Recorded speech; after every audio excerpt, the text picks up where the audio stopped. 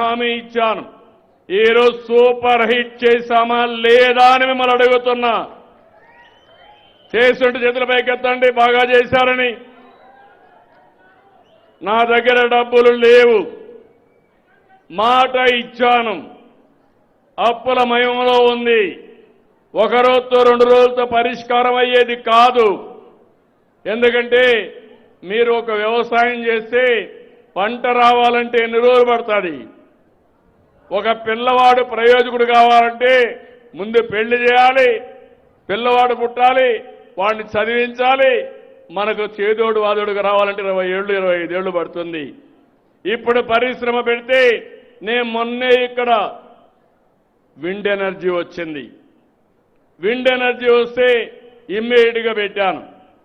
ఇప్పుడే తొందరలో రాగలిగింది, ప్రొడక్షన్ కూడా వచ్చే పరిస్థితి వచ్చింది. ఏదైనా కొన్ని నెలలు పడుతుంది, కొన్ని సంవత్సరాలు పడతాయి. ఈ వారసత్వం తిరగరాయాలంటే, చేసిన విధ్వంసం నుంచి బయటపడాలంటే చాలా సమయం పడుతుంది. ఈరోజు మీరు చూడండి, మీ పట్టాదారు పాస పుస్తకాలు మార్చేశారు, మీ రికార్డులు మార్చారు. ఒక ముఖ్యమంత్రి 14-15 నెలలు నెలవారీగా రావాలి. రాకపోతే ఎవడో ఒక డబ్బులు తీసుకుంటాడు. డబ్బులు తీసుకుంటే ఈ ముఖ్యమంత్రి లాభం లేదు, మమ్మల్ని ఏది ఇస్తున్నారు, డబ్బులు తీసుకున్నారని మీలో అసంతృప్తి వస్తుంది. నేను చెప్పాలి, మళ్ళీ చేయాలి, చేయించాలి. ఇలాంటివన్నీ మీరు చూస్తే చాలా సమస్యలు క్రియేట్ అయినాయి. ఒక పక్క సంక్షేమాన్ని మళ్ళీ హామీ ఇస్తున్నా. నేను కష్టపడేది మీకోసరం, పేదవాళ్ళ కోసరం, పేదవాళ్ళకు అండగా ఉంటా.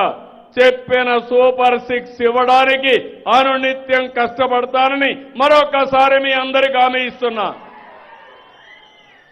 ఈరోజు మీరు చూసి తల్లికి వందనం, ఎంతమంది పిల్లలుంటే అంతమంది పిల్లలకి ఇచ్చాం.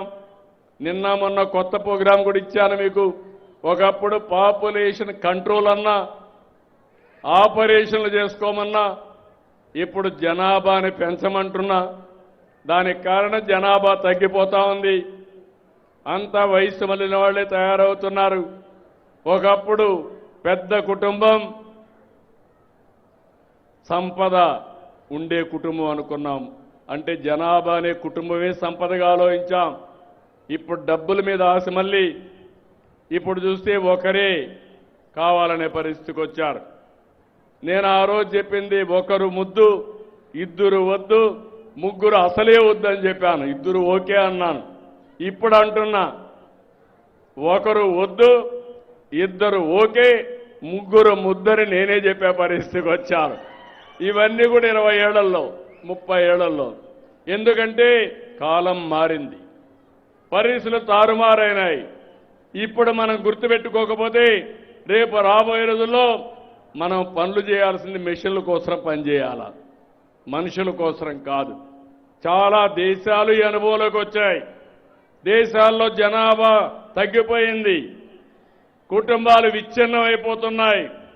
మనం కూడా గుర్తుపెట్టుకోవాలి, పెన్షన్ కోసం కుటుంబం విడిపోతా ఉంది, ఇండ్ల కోసం కుటుంబాలు విడిపోతున్నాయి, రేషన్ కోసం కుటుంబాలు విడదీసేస్తున్నారు. నేను అందుకే ఆలోచించి పెద్ద కుటుంబానికి ఎక్కువ ప్రభుత్వ సహాయం చేయాలని ఒక నిర్ణయానికి వచ్చాను. తొందరలోనే వస్తాం. అప్పుడు మీరందరూ కలిసి ఉంటారు. కలిసి ఉంటే కలదు సుఖం, విడిపోతే అన్ని సమస్యలే. ఇప్పుడు పిల్లలుంటే స్కూలు తీసుకుపోవాలంటే మనుషులు లేరు. ఇప్పుడు అందుకే చాలా మంది పెళ్లిళ్ళు చేసుకున్నాక పిల్లలే వద్దు, మేము ఉండేది ఇద్దరం, వీడిని ఎవరు చూసుకుంటారనే పరిస్థితికి వచ్చారు.